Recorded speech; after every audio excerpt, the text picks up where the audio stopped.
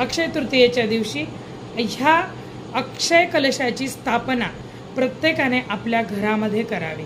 हे केल्याने आपल्या घरामध्ये येणारा जो पैसा, जी लक्ष्मी स्वरूप आपण मानतो, तो स्थिर होतो।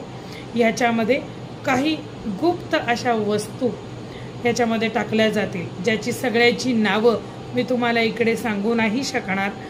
ज्या वस्तू टाकल्याने घरामध्ये फक्त लक्ष्मी नाही तर विष्णू सखट लक्ष्मी याच्यामध्ये आमंत्रित करून आपण भरणार आहोत। तुमचं नाव गोत्र घेऊन संकल्पासह हा अक्षय कलश बनवला जाईल। माझ्या स्वतःच्या घरामध्ये मी हा अक्षय कलश ठेवलेला आहे। वर्षातनं त्याची 4 वेळेला पूजा आहे। ती मी तुम्हाला जेव्हा तुम्ही कलश घ्याल त्याची मी तुम्हाला पूजा सांगेन। ह्याने घरामध्ये लक्ष्मी स्थिर होते, पैशाला पैसा लागतो, सुख